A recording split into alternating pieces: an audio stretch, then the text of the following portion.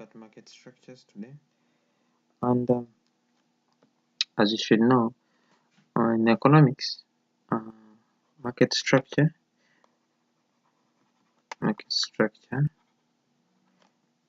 is it refers to the organizational. Market structure refers to the organizational and other characteristics. The organizational and other characteristics of a given market. The organizational and the other characteristics of a given market. Now, you need to know that we are looking at the characteristics that define a given market. What characteristics define a given market? How much competition is in a given market of a commodity? And the market is an arrangement between a buyer and a seller where they come into close contact to exchange a commodity at a given price, given time. So we are going to go step by step, so I want you to follow me. So we're just going to look at characteristics. That's why you're going to see features of this market structure, features of the other market structure, there and there. So we're going to start by looking at the types of market structures.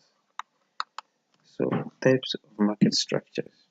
So we have 4 types of structures. The first type being perfect competition, which is usually the benchmark for comparing other market structures. Perfect competition. Second one is monopoly, which is the opposite of perfect competition. And then we have monopolistic competition,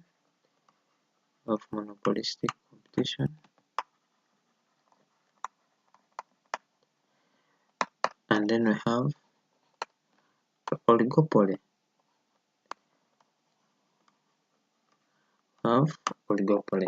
So these are the 4 major types of market structures, and we're going to look at one by one, and we draw all their graphs, and I can assure you they are very easy for us to draw, and you'll be able to draw by the time we conclude these lessons.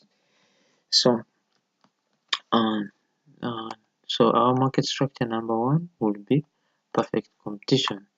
So we're going to look at perfect competition. What is perfect competition?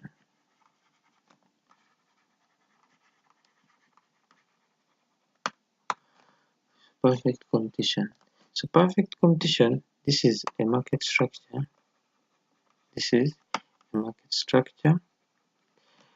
Where there are many buyers and sellers dealing in a homogeneous product. Perfect competition refers to that market structure where we have many buyers and many sellers dealing in a homogeneous product. Now, the term homogeneous product, homogeneous means identical, it's the same. We have so many buyers in this market structure and they are dealing in a homogeneous product. So we can look at an example of perfect competition, and we can look at on the industry of milk, or market of milk. Can you tell the difference between the milk sold by one farm? Like, for example, what's the difference between milk sold by Jessa, milk sold by other local farms, and milk sold by any producer from the other country? Can you tell the difference between the milk from Karamoja and the milk from Bushenyi? Can you tell the difference between the milk from America and the milk from Uganda? So this means we are dealing with an identical commodity, which is milk. And milk can be found anywhere you go, all over the country, all over the world. I can assure you, you'll find milk. So Let us take milk to be our example for perfect competition, and from this we are going to derive our features of this market structure. So we are going to look at the features of perfect competition, and keep in mind milk as your example of perfect competition, and never let go of that example. So what are the characteristics of this market structure? One is we have many buyers and many sellers. So we have so many buyers and many sellers in this market structure who are dealing. You find everywhere you go, you find someone dealing in milk. Everywhere you go, find someone selling milk, and there are so many buyers as well. So that is a big characteristic of this market structure. And second characteristic is, of course, they're dealing in a homogeneous product. They're dealing in a homogeneous product. Homogeneous means it is an identical product. It is the same product. There is no difference between one commodity and the other. You cannot tell the difference between the commodity sold by the other farm and the milk sold by the other farm. So we are dealing with homogeneous product, and that means the milk, they are perfect substitutes for each other. And then there is free entry and exit of farms. There's free entry and exit of farms. You're free to join this industry, start selling milk, and you're free to leave when you feel you're not making the necessary profits. So there's that absence of barriers to the entry of farms in this market structure. And then you can also talk about the fact that the major aim is profit maximization. The producers in this market structure aim at maximizing profits. So profit maximization is the major aim, and profits are maximized where MC is equal to MR, as we shall see when we're drawing our curves. And then you can also say there is no government intervention. The government does not interfere. There's no government intervention in the price determination. The price is determined by forces of demand and supply. Producers are allowed to operate. Allocation of resources is through price mechanism, basically. And then another one you can say is that there is perfect mobility of factors of production. There's perfect mobility of factors of production, and usually this is in the long run, which allows producers to move their factors of production from one area to another in order to maximize profits. And then there are no transport costs. There are no transport costs in this market structure. No transport costs. Why? Because we have very many sellers. So there are no transport costs because of the many sellers and the availability of the factors of production and the perfect mobility. So it all leads to no transport costs. And there's another no advertisement costs. There are no advertisement costs. Or these firms do not carry out what we call persuasive advertisement. There's no persuasive advertisement. Why? This is because you're dealing in the same identical product. Why would you advertise? Because when you advertise, you're going to increase the sales of your competitor. So there's no persuasive advertisement. And then you can talk about the fact that the demand curve is perfectly elastic. Demand curve in this market structure is perfectly elastic. Demand curve is perfectly elastic. So we shall see how a perfectly elastic demand curve looks like. And then one last point I can add is there is perfect knowledge of the market conditions. There is perfect knowledge perfect knowledge of the market conditions. Perfect knowledge of the market conditions. In this market, the buyers know and the sellers are all aware of the market conditions, that is regarding the price, the commodity, and everything. So I hope you get an idea of what this market structure uh, is all about. And then if you understand that, then we should be good to go. So we look at in the short run. In the short run, these firms maximize profits and they make abnormal profits in the short run.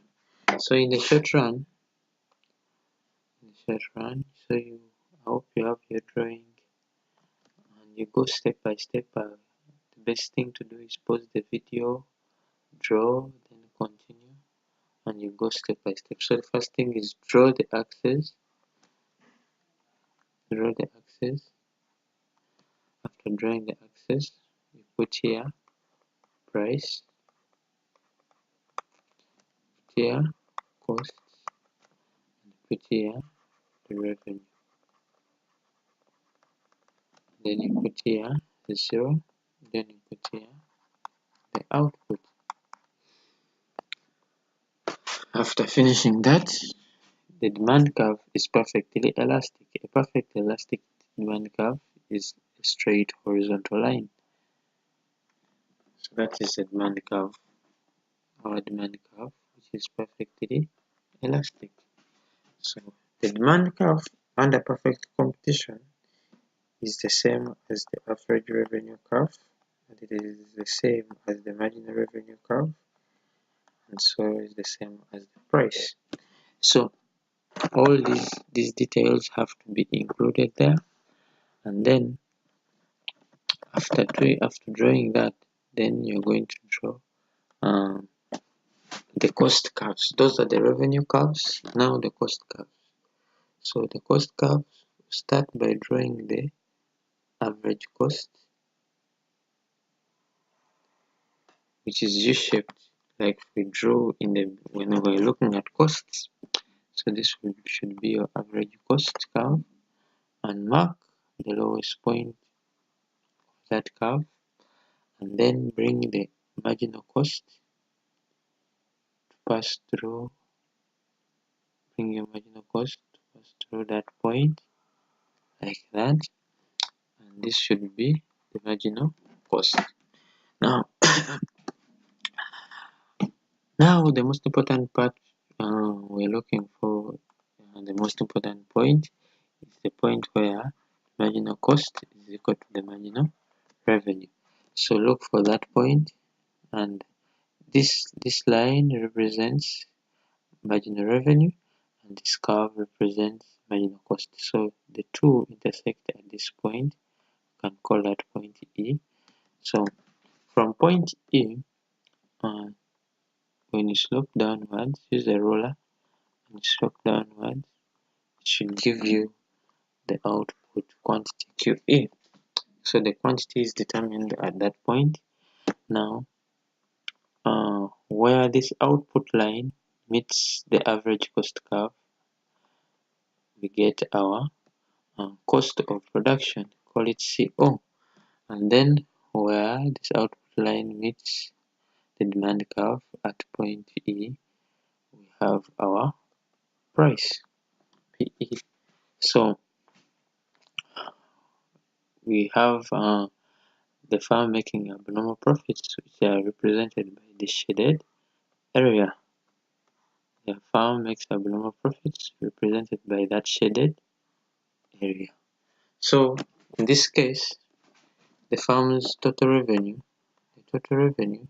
is equal to is represented by O, this is 0, PE, E, and QE. So the firm's total revenue is O,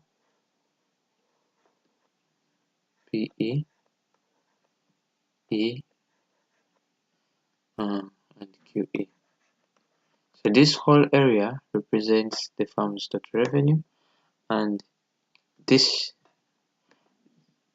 the total cost is represented by the area OCO. You can name this point as maybe point A. So OCOAQE. So OCOAQE is the total cost. This is the total cost. Now we say that the profit is got by total revenue minus total cost. So that means we remain with the shaded area. So the abnormal profit will be abnormal profit in this circumstance will be represented by COPEA. So as you can see, this shaded area represents our abnormal profit. So please redraw this over and over and over and over again so that you can get the same result until you're perfect. So always ensure that the MC cuts AC at its lowest point, very important, and the output QE is determined at the point E where MC is equal to MR, and where the output line meets average cost curve, we have the cost of production. Where the output line meets the demand curve, we have the price. So that is in the short run. So thank you very much. Watch out for the next video. We'll be looking at the long run.